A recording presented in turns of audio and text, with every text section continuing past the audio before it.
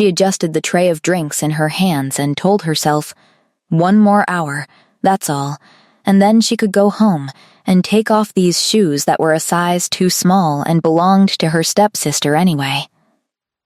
Billie Ishkalm had never wanted to come to the choosing ball.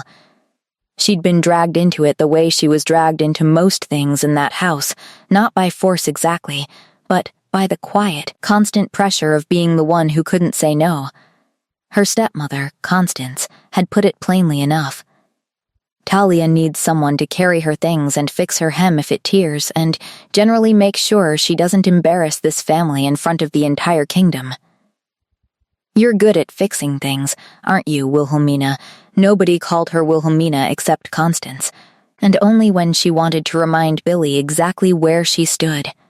So here she was, dressed in a plain gray gown that had clearly been chosen so she wouldn't draw attention away from Talia, holding a tray of champagne flutes she wasn't allowed to drink from, watching the biggest event of the decade unfold around her like she was furniture. The ballroom was enormous, all gold and marble and too much candlelight, and it smelled like perfume and nerves. Every unmated woman in 3 territories had come, all hoping the same thing, that tonight, the Alpha King of Ashvile would look at them and see his mate. Billie thought the whole thing was ridiculous, if she was honest. A man choosing a wife based on one look across a crowded room. Fate, everyone kept whispering. As if fate had ever done her a single favor in 22 years. She hadn't even seen the king yet.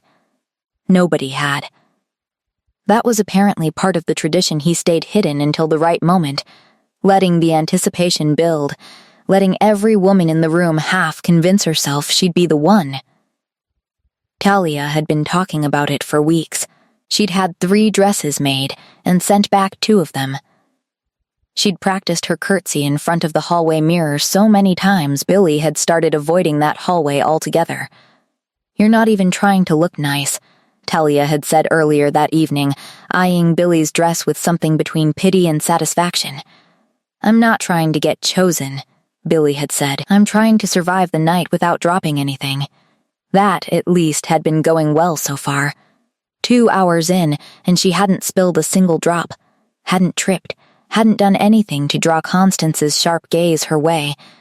She kept to the edges of the room, refilling glasses when asked, disappearing into the wallpaper the way she'd learned to do a long time ago. It was near the drink table that it happened. She was reaching for an empty tray to replace with a full one when someone stepped backward without looking, right into her path. The tray tipped. 4 glasses of red wine went sideways, and most of it landed on a man's dark jacket and worse on the front of her own dress. Watch where you're going, the man snapped, before she'd even gotten a word out. Billie stared at the wine, soaking into the gray fabric. Then at him.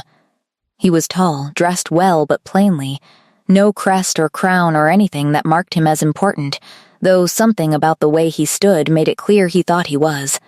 His jaw was tight, his eyes were sharp and irritated, and he was looking at her like she was an inconvenience he hadn't planned for. You backed into me, she said. I did not back into a serving girl carrying wine through the middle of a crowded room. That's on you. Something in her chest went hot. She'd spent the whole night being invisible, being careful, being exactly what everyone expected of her, and this stranger, this rude, entitled stranger, who hadn't even bothered to check if she was hurt, was talking to her like she was less than the glass she'd just dropped. I was standing still, she said, voice rising slightly. You walked into me and now you're going to stand there and act like it's my fault, because I'm holding a tray and you're wearing a fancy coat. He blinked, like he wasn't used to being spoken to that way, which, honestly, made her angrier. Watch your tone, he said. Or what? The words came out before she could stop them, sharp and unafraid in a way she rarely let herself be in public. You'll tell someone? Go ahead. Tell them the girl who was minding her own business got yelled at by a man who can't watch where he's walking. His eyes narrowed. For a second, something flickered there, not quite anger, something closer to disbelief, like he genuinely could not process that anyone was talking to him this way. "You have no idea who you're speaking to," he said, low and cold, and that particular tone, the one that assumed she should already be shaking in her shoes, was what did it. She didn't decide to slap him. Her hand moved before her mind caught up, palm cracking across his cheek hard enough that the sound cut through the nearby chatter, hard enough that a woman 2 feet away gasped audibly. The room didn't stop, not entirely, but a ripple of silence spread outward from where they stood, heads turning, whispers starting. The man's hand went slowly to his cheek. He didn't look angry anymore. He looked stunned, like he'd just been hit by something he hadn't seen coming in years, maybe ever. Billy's heart was pounding so hard she could feel it in her throat. She should apologize. She should say something, do something, fix this before Constance found out and made her life unbearable for the next month. But looking at his face at the mix of shock and something almost like reluctant respect, she found she didn't regret it. "Not yet, anyway. I don't care who you are," she said, quieter now, aware of the eyes on them. "Nobody talks to me like that." She turned and walked away before he could respond, weaving through the crowd with her ruined tray still in her hands, cheeks burning, wondering distantly if she'd just ended her stepmother's entire evening and possibly her own place in that house. She didn't look back to see the way he watched her go, jaw still stinging, eyes following her through the crowd with an expression none of his advisors would have recognized on him, not anger, not offense, but something closer to fascination. She found the servants' corridor behind the kitchens and pressed her back against the cool stone wall, breathing hard. Her hands were shaking now that the anger had drained out and left something closer to panic in its place. What had she done? What had she actually done? She'd slapped a man at the choosing ball, a man who, judging by the fabric of his coat and the way people had gone quiet when it happened, was probably someone important. Not the king. Everyone said the king hadn't shown himself yet, but someone with enough standing that word would travel, and word traveling was the last thing she needed. If Constance heard about this before the night was over, Billy wouldn't just be in trouble, she'd be finished. Constance had made it clear enough times that Billy's place in that house existed only as long as she caused no problems, and problems were exactly what this was. She smoothed down her wine-stained dress and told herself to breathe. Maybe nobody important had actually seen it. Maybe it would blow over. Maybe the stranger would be too embarrassed about getting slapped by a serving girl to mention it to anyone. She almost believed herself. She stayed in the corridor a few more minutes, letting her pulse settle before she made herself walk back toward the ballroom. She still had a job to do tonight. And hiding wasn't an option. Constance would notice her absence faster than she'd notice a stain. The ballroom felt different when she stepped back in. There was an energy in the air that hadn't been there before, a tightness, like everyone was holding their breath for something. She caught snatches of conversation as she moved through the crowd. "He's here. He's finally here. Did you see him arrive?" Her stomach dropped slowly, the way it does when you already suspect the answer to a question you're too afraid to ask. She found her friend Nora near one of the tall windows, practically vibrating with excitement. "You missed it," Nora whispered, grabbing her arm. He came out onto the balcony above the stairs, just for a second, and then disappeared again. "Everyone's saying he's about to make the announcement." "Who is?" Billy asked, though some part of her already knew. The king, Billy, Alaric. Who else? Nora's eyes were bright, with a kind of hope that only came from not knowing better. "They say he's already decided. Someone caught his eye tonight." Billy's mouth went dry. Around them, the crowd was shifting, forming a loose half-circle facing the grand staircase, everyone straining to see. She let herself get pulled along with the movement, telling herself it didn't matter, that whoever the king had noticed had nothing to do with her, that the man she'd slapped by the drink table was probably some visiting lord with more money than manners and nothing more. The music slowed. A hush spread through the room like water finding its level. And then he appeared at the top of the staircase. Billy recognized him immediately, and her whole body went cold.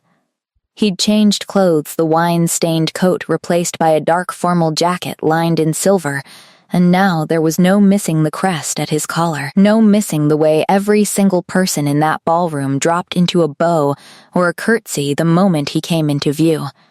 Even Nora, beside her, sank down so fast she nearly took Billy with her. Billy stood there a half-second too long, staring, before she caught herself and dropped into an unsteady curtsy of her own, heart hammering somewhere near her throat. That man, that rude, arrogant man who'd blamed her for spilling wine on both of them. That was Alaric. The Alpha King. The man the entire kingdom had gathered to see, the one every unmated woman in the room had spent weeks preparing for, and she had slapped him across the face in front of witnesses less than 20 minutes ago. She was going to be sick. He came down the stairs slowly, and the crowd parted for him without needing to be asked, the way water parts around something with weight. His eyes swept the room once, twice, and Billy tried to make herself smaller, tried to disappear into the space behind Nora's shoulder, praying he hadn't gotten a good enough look at her face to remember it. He reached the bottom of the stairs and stopped. The room seemed to lean toward him collectively. "Waiting, I've been asked," he said, and his voice carried without him needing to raise it, "to make an announcement tonight. Most of you already know what it is." A ripple of anticipation moved through the crowd. Somewhere near the front, Billy saw Talia straighten her spine, chin lifted, practically glowing with hope. "Tradition says the Alpha King chooses his mate at the choosing ball," Alaric continued, "based on instinct. On recognition, on the pull every wolf feels when they find the one meant for them." He paused, and his gaze moved across the crowd, unhurried, deliberate. "I felt that tonight," he said. "Earlier than expected, and not in the way any of you would have guessed." Billy's stomach twisted. "Please," she thought, "please let it be someone else. Please let this be a coincidence. Please." His eyes found hers across the room, and everything in her went very, very still. "There's someone here," he said, "who doesn't yet know she's already been chosen." For a moment, nobody moved. Billy couldn't have moved even if she'd wanted to. Her legs had gone strange and distant, like they belonged to someone else.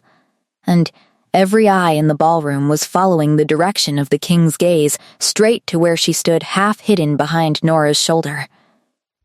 "That's not possible," someone near her murmured, and Billy realized with distant horror that people were starting to turn and look at her directly now, following the trail his eyes had drawn. Talia's face, when Billy caught sight of it, had gone through 3 expressions in the space of a second: confusion, disbelief, and something sharp and furious that settled in fast enough to be frightening. "Come here," Alaric said.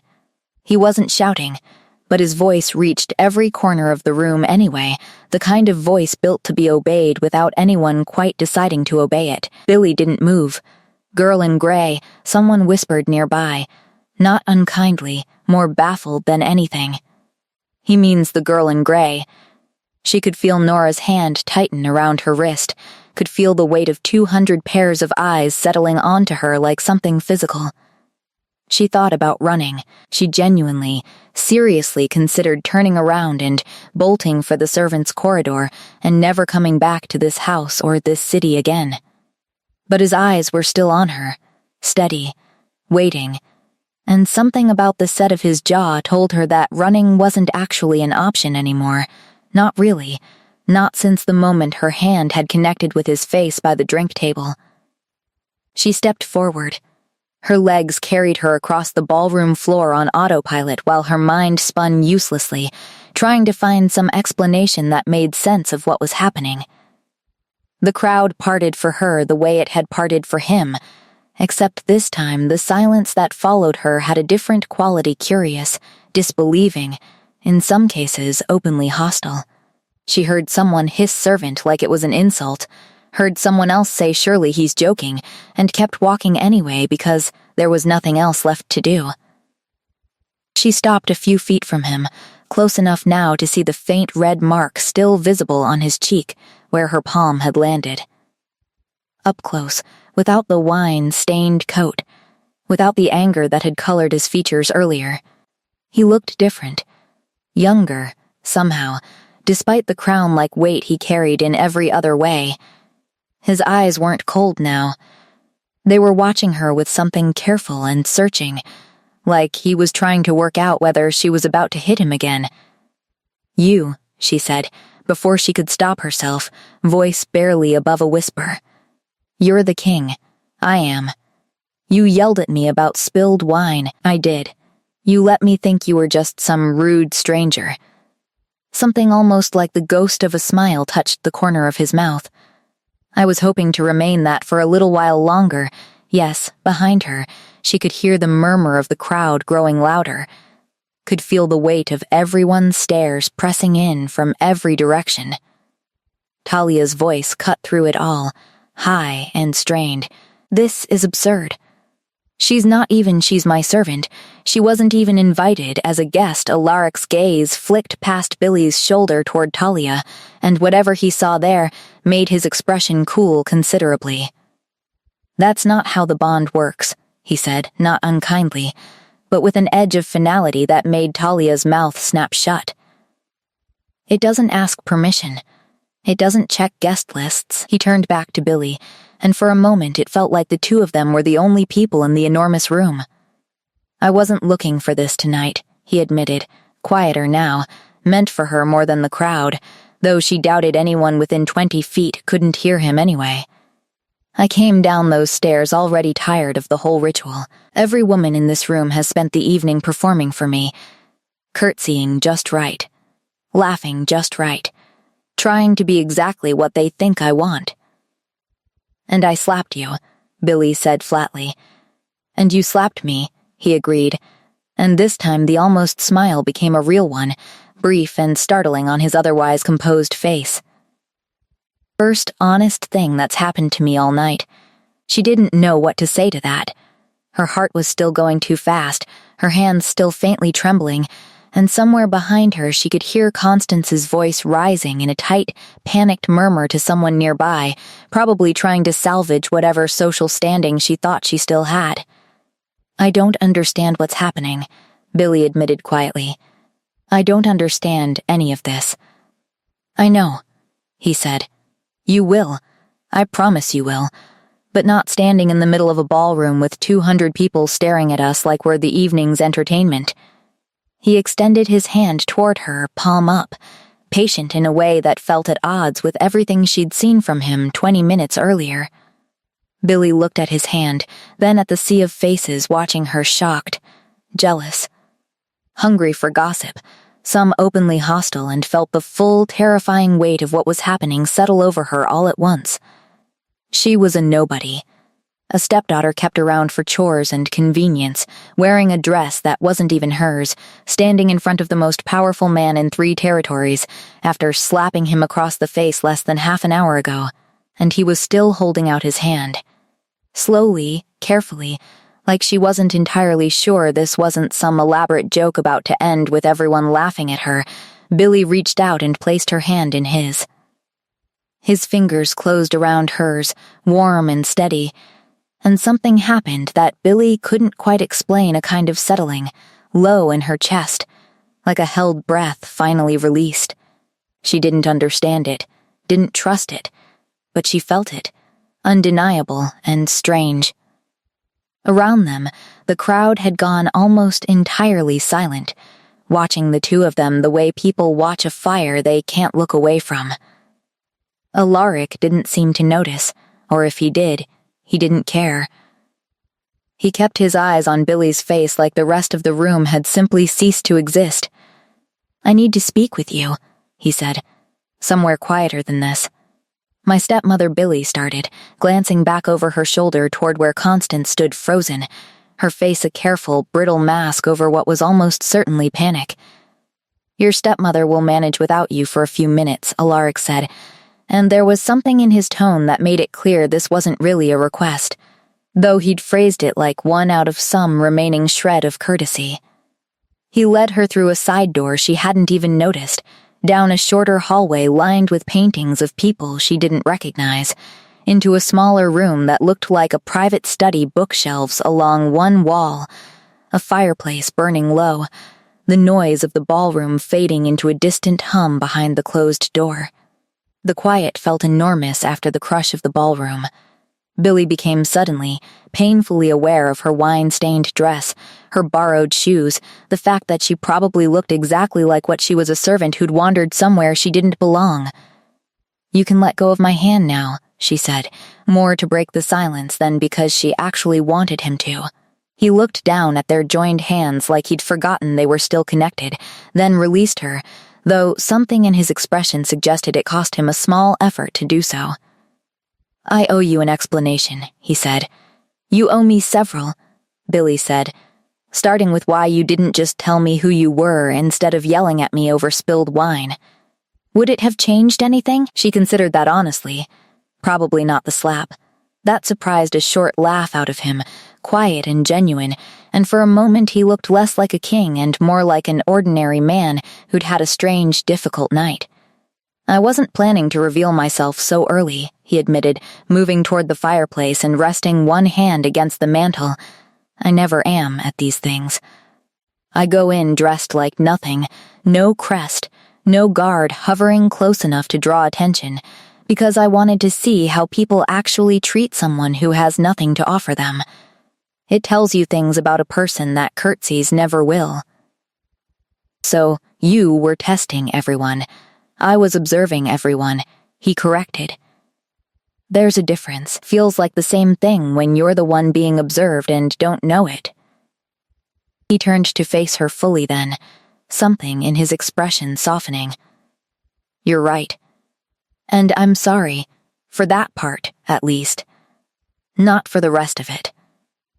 Billy crossed her arms, still not entirely convinced this wasn't some fever dream she was going to wake up from any second now, back in her narrow bed above the kitchens with a headache and a normal, boring life waiting for her.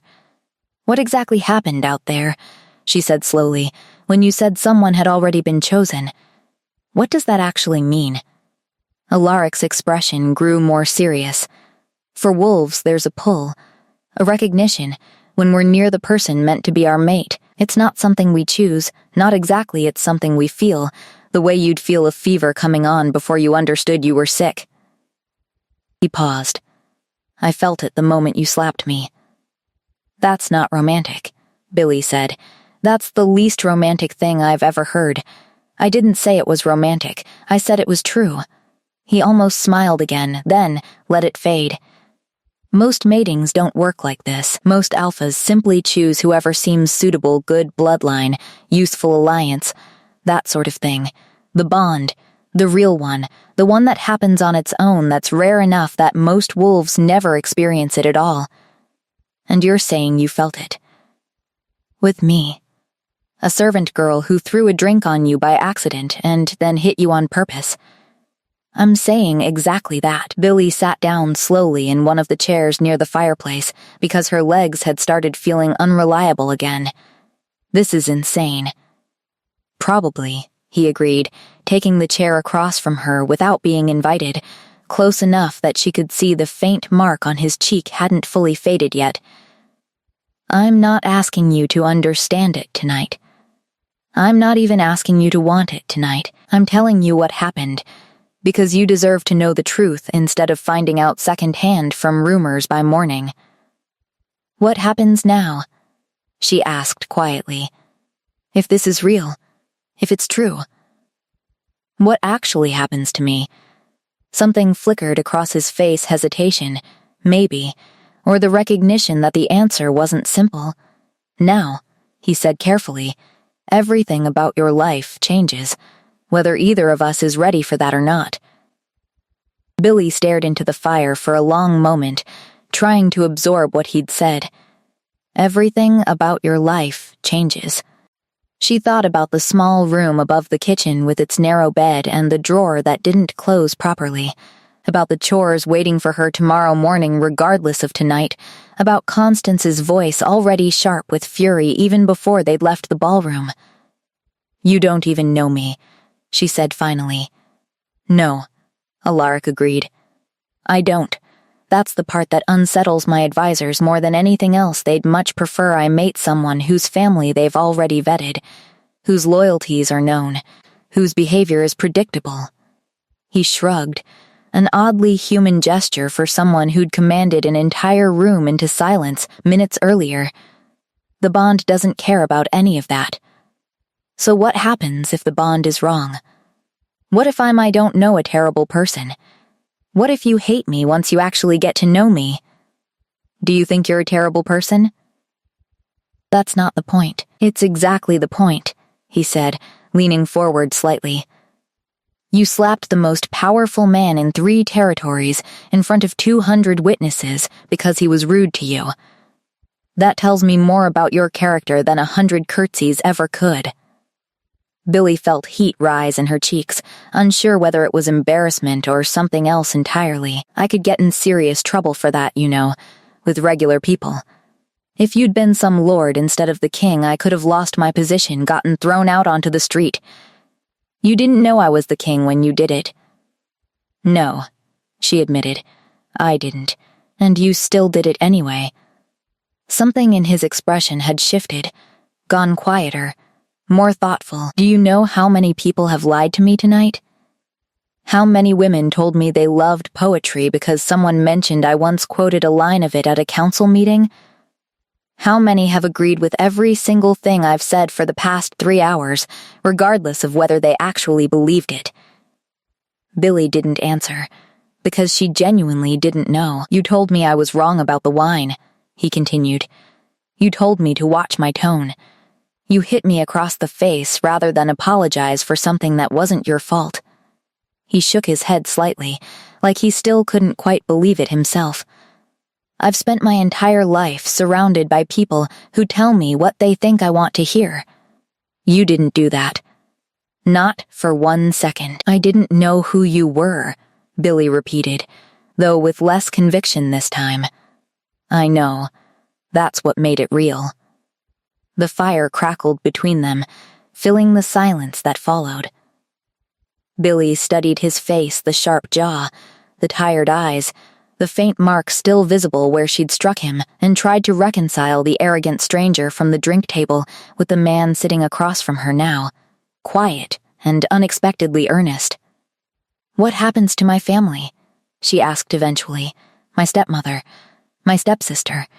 If this is real, if I'm actually whatever it is you're saying I am, what happens to them? That depends on you, Alaric said carefully. You could cut ties entirely, if that's what you wanted. Given how things looked out there, I wouldn't blame you. Billy thought of Constance's cold voice over the years, the endless chores, the way she'd been made to feel like a guest who'd overstayed her welcome in her own father's house after he died. She thought of Tolia's small cruelties, disguised as jokes, disguised as sisterly teasing. She also thought, unexpectedly, of the early years, before her father passed, when things had been different, when Constance had at least tried, in her clumsy, distant way, to make a home for all of them. I don't know yet, she admitted. I don't know what I want to do about any of it. You don't have to decide tonight, Alaric said. Tonight, all that's actually required of you is that you don't run away screaming into the night, which, credit where it's due, you haven't done yet. That pulled a small, startled laugh out of her, the first real one since she'd realized who he was. Give me time. The night's not over. Noted, a faint smile touched his mouth. For what it's worth, I don't expect you to simply accept all of this, because I've said it's true.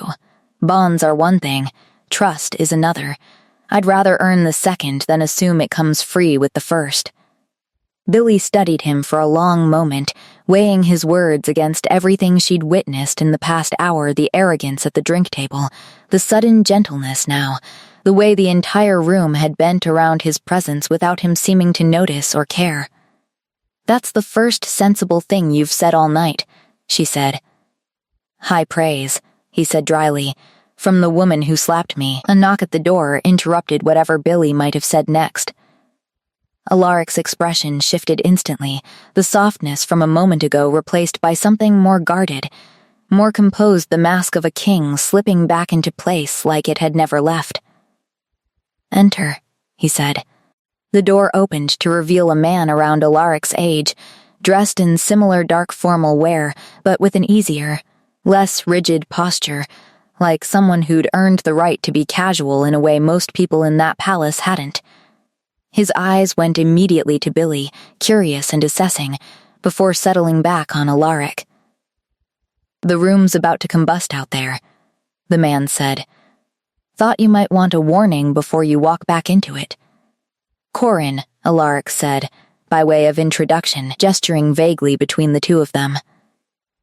"My second. He handles the things I'd rather not deal with myself." "Lucky me," Corin said, though there was genuine warmth beneath the sarcasm. He looked at Billy a moment longer. "So you're the one who put your hand across his face." Billy felt her cheeks heat again. "I didn't know who he was." "Trust me," Corin said, a grin spreading across his face. "That makes it better, not worse. Half the guards outside are placing bets on whether you'll do it again before the night's over." "Corin," Alaric said, a warning edge in his voice, though it lacked real heat. "I'm just saying, morale's never been higher." Corin's grin faded slightly as he glanced back toward the door. "Your stepmother's out there, by the way, making quite a scene. Something about how there must be some mistake, how her daughter Talia was clearly the one meant to be chosen, how this whole business has been some kind of misunderstanding." Billy's stomach tightened. Of course Constance was making a scene. Of course she was. "I should go talk to her," Billy said, standing. "You don't have to," Alaric said. "I know I don't have to. I'm choosing to." She met his eyes steadily. "If I'm going to figure out what any of this means, I'd rather not leave things worse than they already are. Whatever else Constance is, she raised me for 8 years. That has to count for something, even now." Something in Alaric's expression shifted approval, maybe, or something closer to respect. "I'll come with you. That might make it worse." "Probably," he agreed.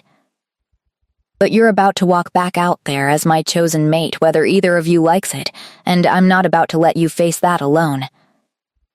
They walked back toward the ballroom together, Corin trailing a step behind. And Billy could feel her heart picking up speed the closer they got to the noise on the other side of the doors. When they finally stepped through, the room hadn't calmed at all, if anything. The whispers had multiplied, spreading outward in overlapping waves as people caught sight of them returning together.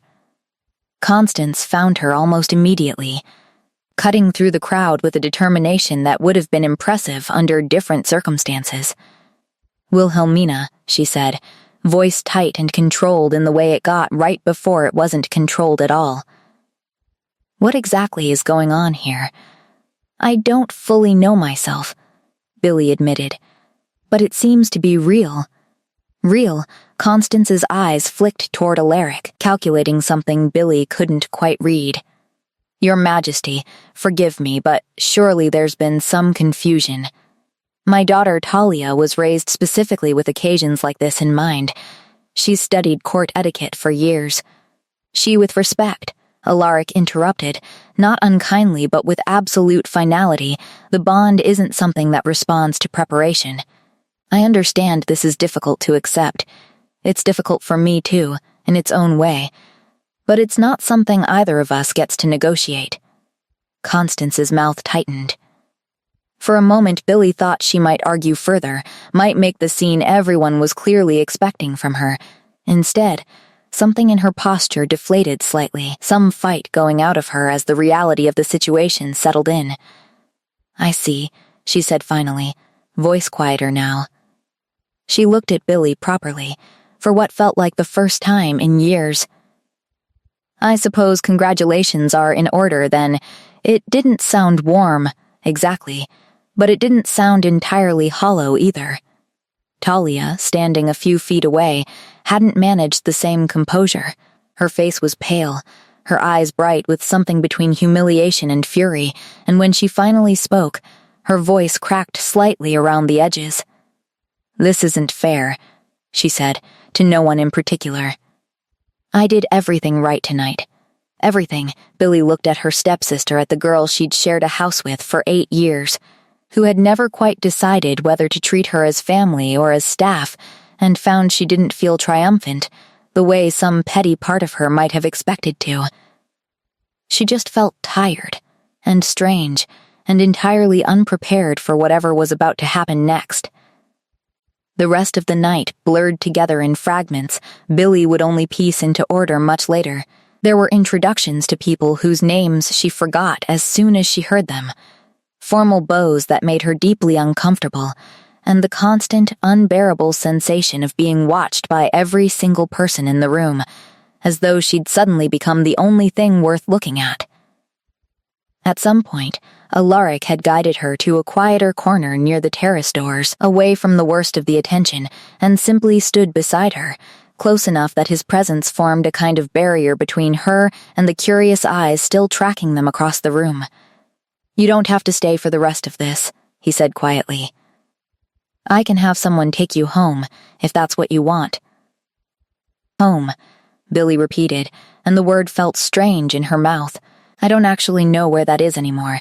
Constance's house doesn't exactly feel like it right now."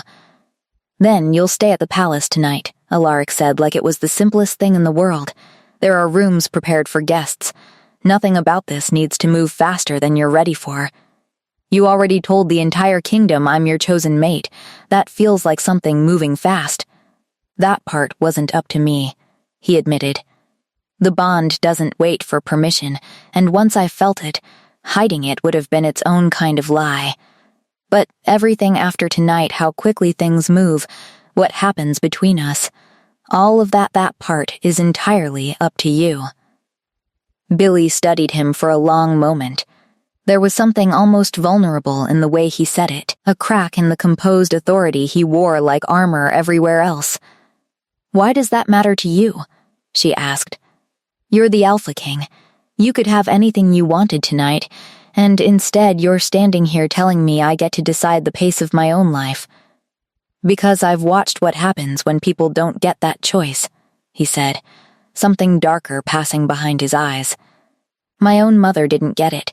She was chosen for my father based on alliance and bloodline, no bond involved at all, and she spent most of her life quietly miserable in a marriage she never actually wanted." He paused. "I promised myself a long time ago that if I ever found something real, I wouldn't force it into the same shape." Billy hadn't expected that kind of honesty from him, not after less than 2 hours of knowing who he actually was. It softened something in her chest she hadn't realized had gone tense. "I'm not saying I'm ready for any of this," she said carefully. "I'm not saying I understand it, either, but I appreciate you saying that." "That's enough for tonight," Alaric said. Across the room, Billy noticed a cluster of noblewomen watching them, with expressions ranging from open curiosity to something far less friendly. One woman in particular, tall, elegant, dressed in deep green silk that probably cost more than everything Billy owned combined, was staring at them with an intensity that made Billy's skin prickle uncomfortably. "Who's that?" she asked quietly. Alaric followed her gaze, and something shifted in his expression, not quite discomfort, but close to it. "Lady Odessa. Her family has been angling for an alliance through marriage for the better part of 2 years. She was fairly confident tonight would end with her being chosen." "Wonderful," Billy muttered. "So I've made an enemy before I've even had a full conversation with you." "You've made several." "Probably," Alaric said, with a wry twist to his mouth that suggested he found this fact more amusing than he probably should have. "Court is like that. People will forgive almost anything except being outmaneuvered by someone they didn't consider a threat. I'm not trying to outmaneuver anyone. I got splashed with wine and slapped a stranger. That's the extent of my scheming." "I know," he said, and something in his voice had gone warmer again. "That's rather the point, isn't it? You weren't scheming for any of this. which around here makes you either remarkably naive or remarkably rare. I'm inclined to believe it's the second. Lady Odessa's gaze finally broke away from them, sliding toward Talia instead, and the two women exchanged a look loaded with something Billy didn't have the context to fully understand yet, but which left an uneasy feeling settling low in her stomach regardless. She had the distinct impression that whatever alliances had been quietly forming in that ballroom before her hand ever connected with Alaric's face were not going to simply dissolve because fate had apparently decided differently. "This isn't over, is it?" she said. "Tonight, I mean. Whatever's happening here." Alaric followed her gaze toward Odessa and Talia, his jaw tightening slightly. "No," he admitted, "I don't imagine it is." The guest room they gave her that night was larger than the entire house she'd grown up in. Billy stood in the middle of it for a long time after the maid left, staring at the enormous bed with its impossibly soft coverlet, the fireplace already lit and crackling gently, the tall windows overlooking gardens she couldn't fully see in the dark. She didn't sleep much. Every time she closed her eyes, the events of the night replayed themselves in fragments, the wine spilling, her palm connecting with his cheek, the way the entire ballroom had gone silent when he'd looked directly at her.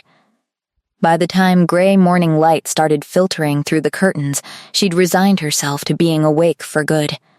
A knock came at her door not long after, and when she opened it, she found a young woman about her own age standing there with an armful of neatly folded clothes and a nervous, eager expression. "I'm Della," the woman said. "I've been assigned to help you get settled, my lady.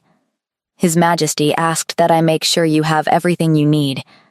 "I'm not a lady," Billy said before she could stop herself. "I mean, I don't think I am. I don't actually know what I am right now." Della's expression softened into something kinder. "For what it's worth, most of the staff think it's wonderful. A servant girl catching the king's eye, fair and square, no scheming involved. Gives the rest of us something to hope for, even if it's silly. It doesn't feel wonderful," Billy admitted. "It feels like I got hit by a very large, very confusing wave, and I still haven't figured out which way is up." "That's fair too," Della said, setting the clothes down carefully. "Breakfast is being sent up if you'd like it. His Majesty said not to rush you into anything today. Court can wait."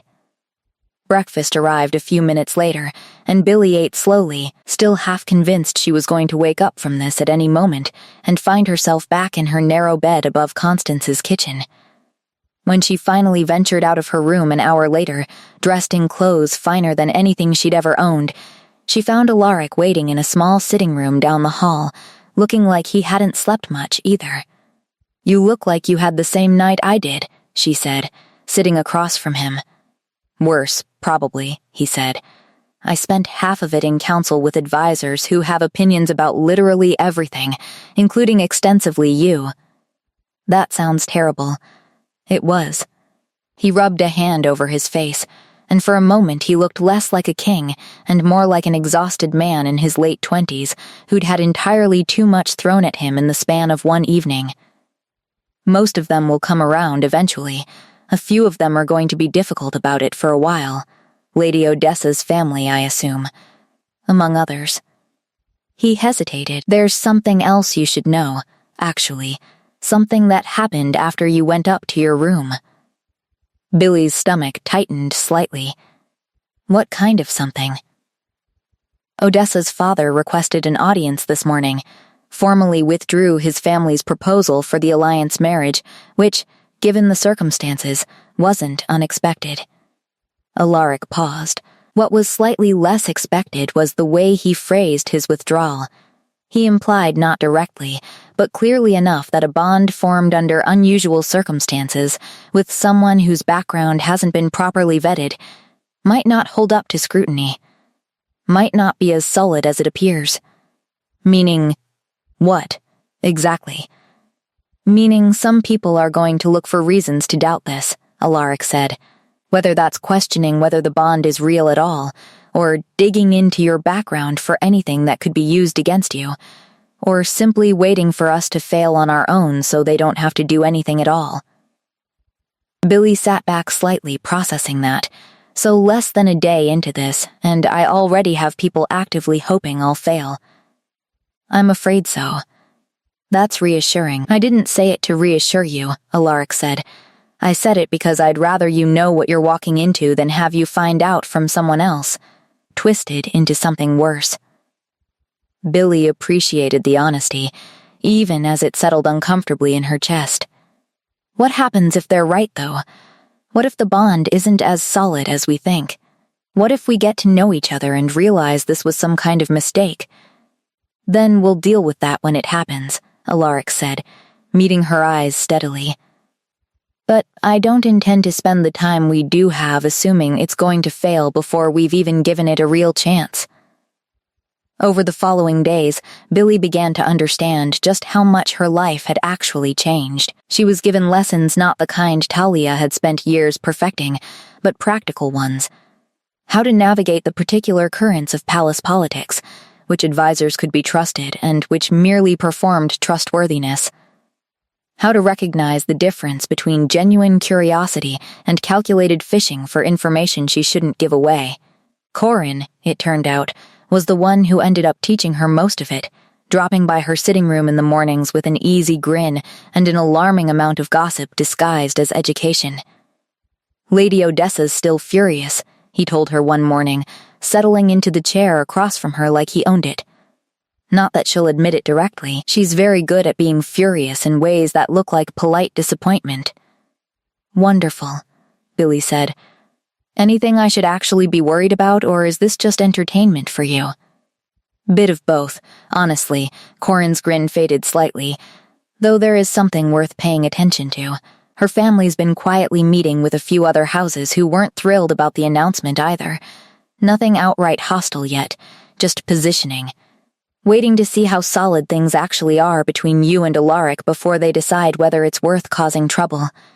How solid do they think it needs to be before they back off? Depends who you ask, Corin said. Some of them just want to see you fail quietly, save face, disappear back into obscurity so everyone can pretend this never happened. Others might be more direct about it, if given the chance. That's not ominous at all. I'm not trying to scare you, Corin said, more gently now. I'm trying to make sure you walk into this with your eyes open. Alaric's good at a lot of things, but he's not always great at telling people the full extent of how ugly things can get around here. He'd rather protect you from it than warn you properly. Billy considered that. It matched what she'd already begun to notice, the way Alaric would deflect certain questions, the careful edges he put around difficult topics, always trying to soften things before she'd even asked him to. Thank you for telling me the truth then, she said. Someone has to, Corin said, with a shrug that didn't quite hide how seriously he meant it. Later that afternoon, Alaric found her in the palace gardens, sitting on a stone bench beneath an enormous old tree, watching the wind move through branches heavy with early blossoms. He sat beside her without asking, close enough that their shoulders nearly touched. Corin's been talking to you, he said. It wasn't quite a question. He has. How much? Enough to know you've been leaving out the parts that might scare me off, Billy said, glancing sideways at him, which, for the record, I'd rather you didn't do. I've spent most of my life being handled carefully by people who thought I couldn't manage difficult things on my own. I'd hoped this might be different. Something flickered across his face, surprise, maybe, or the recognition of a mistake he hadn't fully realized he was making. That's fair, he admitted. I suppose I've spent so long protecting people from the uglier parts of court that it's become instinct, even when it's not helpful. I don't need protecting from the truth, Billy said. I need to actually understand what I'm walking into. That's different. Understood. He was quiet for a moment, watching the same wind move through the same branches. For what it's worth, the political maneuvering isn't the part that worries me most. What is, then? You, he said simply. Whether you'll actually want any of this once you've had time to really consider it. Whether the bond is enough to build something real on, or whether it's just chemistry, instinct, something that fades once the novelty wears off. Billy looked at him properly then, taking in the uncertainty beneath the composed exterior he wore everywhere else. It was strange, seeing him like this, vulnerable in a way that felt more honest than anything he'd said at the ball. "I don't know the answer to that yet either," she admitted. "But I don't think you fade something like this out by ignoring it. I think you find out by actually trying. Is that what you want to do? Try?" She thought about it seriously, weighing the strangeness of the past few days against the quiet, growing curiosity she felt whenever he was near, against the way something in her chest had settled the moment his hand closed around hers at the ball. "Yes," she said finally. "I think I do." The trouble, when it finally came, arrived in a form Billy hadn't expected. It started with a letter anonymous, delivered to Constance's house rather than the palace, claiming to have information about Billy's true parentage that would, the letter suggested, prove she was entirely unsuitable to be anyone's mate, let alone the Alpha King's. Constance, to her credit, brought it directly to the palace instead of using it herself, though Billy suspected part of that decision came from self-preservation rather than pure loyalty. "I don't understand," Billy said, reading the letter again in Alaric's study, the paper trembling slightly in her hands. "There's nothing strange about my parentage. My father was a merchant. He died when I was 14. My mother died giving birth to me. There's no secret here." "That's not really the point," Corin said grimly, examining the letter over her shoulder. "Whoever sent this doesn't need it to be true. They just need enough people to believe there's something worth investigating. Doubt spreads faster than truth ever does." "Odessa's family," Alaric said, his voice tight with barely controlled anger. "Probably," Corin agreed, "though proving it's going to be difficult. This kind of thing is designed to be untraceable." Billy set the letter down, hands still faintly unsteady. "What happens now? If people start believing there's something wrong with my background, even if it's not true?" "We get ahead of it," Alaric said. "We find out everything there is to know about your parents, your family history, and we make it public ourselves before anyone else has the chance to twist it into something ugly. And if there's something in my history I don't even know about?" Billy asked quietly. "I was young when my father died. I don't actually know everything about his life before me." Something in Alaric's expression softened. "Then we'll face it together, whatever it is. But I don't think hiding from the question is going to make it go away." They spent the following days digging through old records, tracking down people who'd known her father in his younger years, piecing together a history Billy had never had reason to question before. Most of it was mundane. Her father had been a modest, hard-working man, nothing scandalous. Nothing that could remotely justify the insinuations in that letter. But one afternoon, an old merchant who'd known her father decades earlier mentioned something in passing that made Billy's blood run cold. "Your father wasn't originally from this territory, you know," the old man said, sipping his tea with the casual air of someone sharing gossip rather than something significant. "He came from the northern border, years before you were born. Changed his name when he settled here, if I remember right. Something about old debts, old troubles he didn't want following him. Changed his name," Billy repeated slowly. "What was his name before?" The old man frowned, trying to remember. "Something with a V, I believe. Voss? Maybe? It's been a long time, my lady. Forgive me if my memory's not what it once was." Billy sat frozen for a long moment, the implications settling over her slowly. If her father had changed his name, had come from somewhere else entirely, had left behind troubles significant enough to warrant hiding his identity, that meant there could be things about her own history she'd never known to ask about. "Voss," Alaric repeated later, once they were alone, his expression thoughtful and slightly troubled. "There was a Voss family from the northern border, years back, a minor noble house that collapsed rather spectacularly after some kind of scandal. I don't remember the details, I was young when it happened, but I remember the name because my father mentioned it once, as a cautionary tale about pride leading to ruin. So my father might have been part of a disgraced noble family, Billy said slowly, who changed his name and started over as a merchant, and never told me any of it. It's possible, Alaric admitted. It's also possible it's nothing at all. A common name, a coincidence. But if it's not nothing, Billy said, if this is real, and someone finds out before we do, then we'll be the ones who found it first, Alaric said firmly, and we'll be the ones who decide how it's told, instead of leaving that to people who want to use it against you.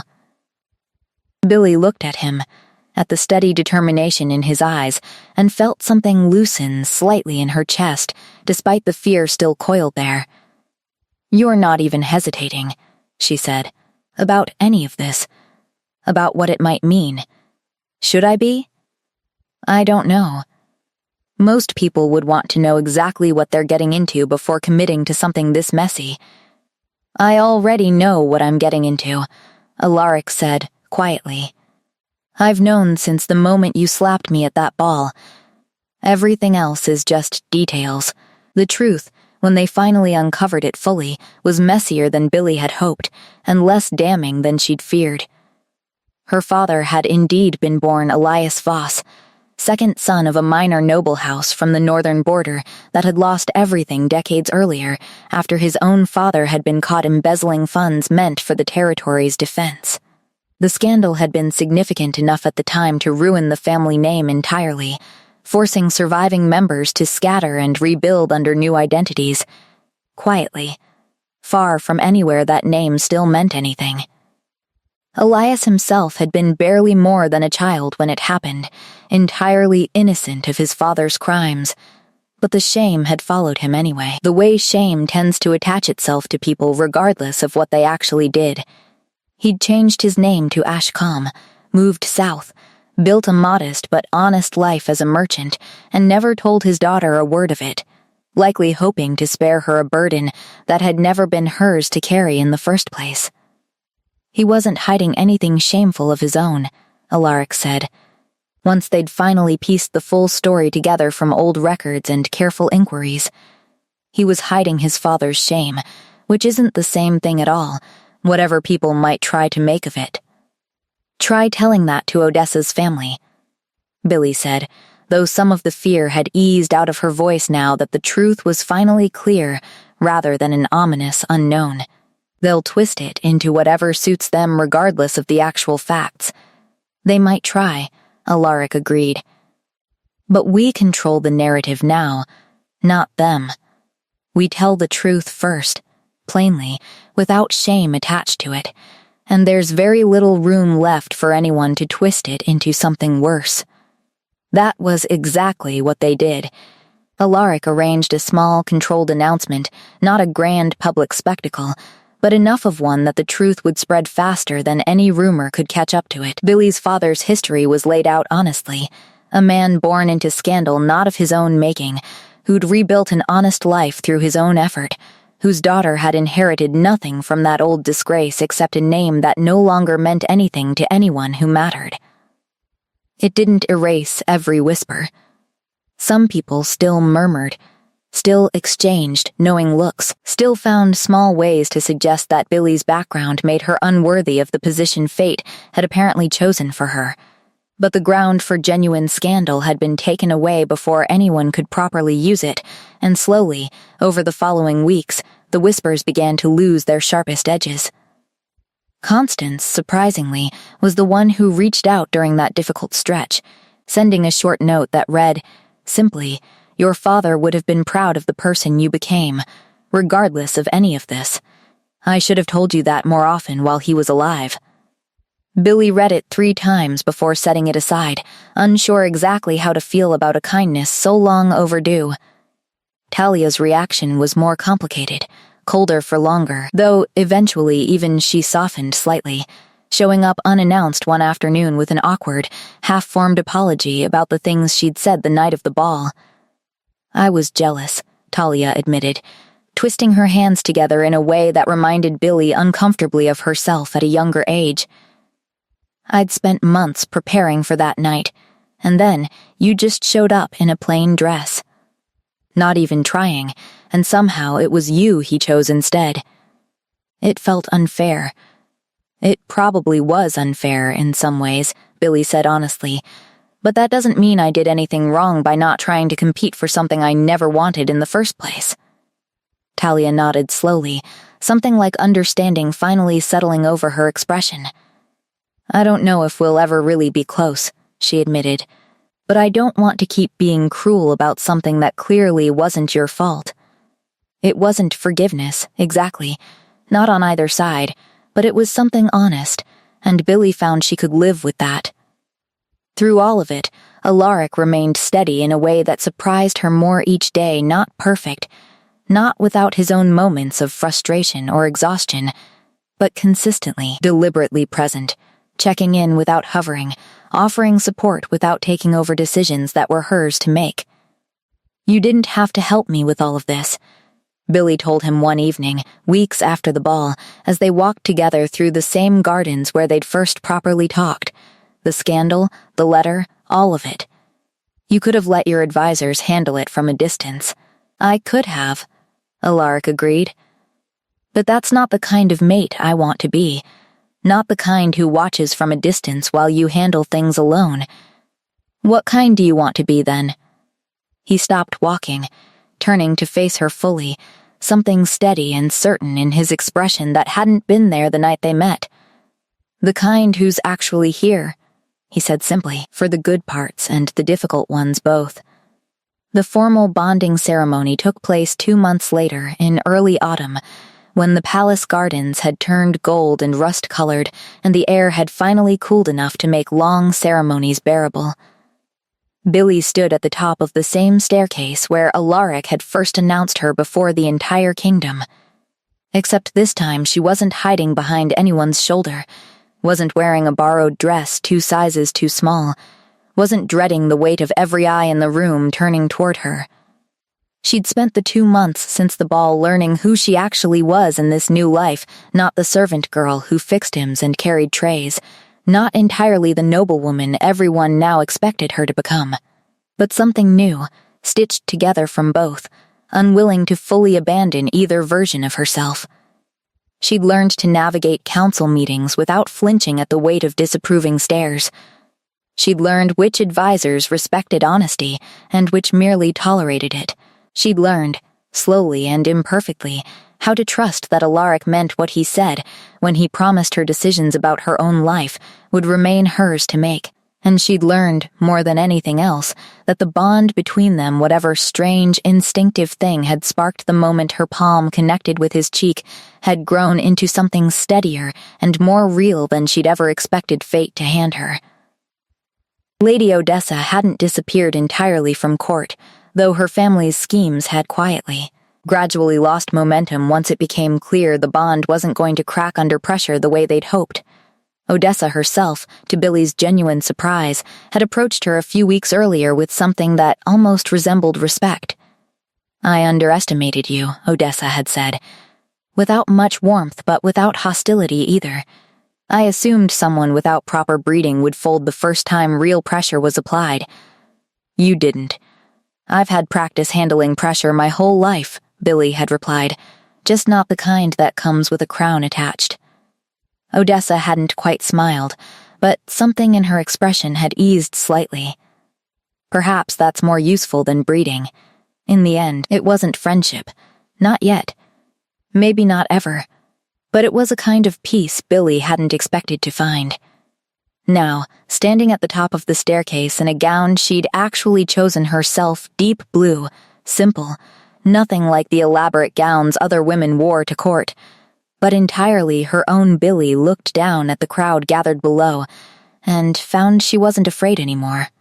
Alaric waited at the bottom of the stairs, dressed in formal blue and silver, watching her descend with an expression that made her chest tighten pleasantly, despite the nerves still fluttering beneath her calm exterior. You look terrified, he said quietly once she'd reached him, taking her hand the same way he had that first night. A little, she admitted. Different kind of terrified than last time, though. Better or worse? Better, she said, and meant it. Last time I was terrified because everything was happening to me without my permission. This time, I'm choosing it. Something warm and unguarded crossed his face, the kind of expression he rarely let anyone else see. That's the only kind of terrified I ever wanted to give you. The ceremony itself passed in a blur of formal words and old traditions, most of which Billy barely registered beyond the steady warmth of Alaric's hand in hers. What she remembered clearly, afterward, was the moment near the end when he leaned close and murmured, "Just for her. For what it's worth, I'd choose the slap all over again, if it meant ending up exactly here." "You're impossible," Billy whispered back, fighting a smile. "You're the one who hit me first," he reminded her. "And you're the one who fell in love with the girl who did it." Completely, hopelessly, without a single regret, he agreed, and sealed the ceremony's final vow with a kiss that made the entire watching crowd erupt into applause loud enough to shake the old palace windows. Later that evening, standing together on the same balcony where he'd first appeared before the kingdom months earlier, Billy thought about how strange fate really was, how a spilled glass of wine and one moment of unfiltered honesty had rewritten the entire shape of her life. She wouldn't have changed a single second of it. Winter arrived early that year, dusting the palace gardens in a thin layer of frost that made the world outside Billy's window look like something out of an old storybook.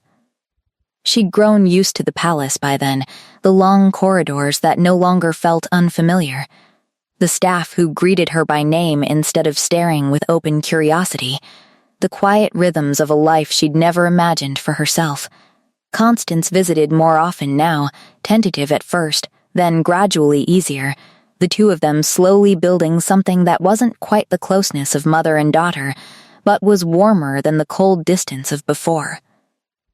Talia had begun courting a minor lord from a neighboring territory, someone kind and unremarkable in the best possible way, and had written to Billy more than once admitting she was happier now, away from the constant pressure of trying to be chosen for something.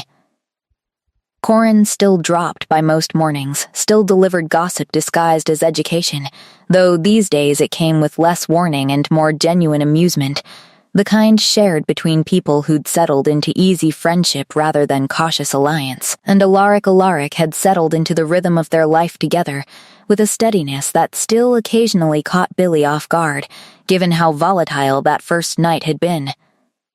He still worked too hard, still carried the weight of the entire territory on shoulders that sometimes seemed too tired to bear it, but he'd learned to let her share that weight rather than carry it alone. And something about that shared burden made it lighter for both of them. One evening, sitting together by the fire in their private rooms, Billy found herself thinking back to that first night at the ball, the spilled wine, the sharp words, the slap that had somehow rewritten the entire course of her life. "Do you ever think about it?" she asked. That night, how different everything could have gone if I'd just apologized instead of hitting you. Alaric considered the question seriously, the firelight catching the familiar planes of his face. "Sometimes I think about how close I came to simply walking away instead of following you through that crowd.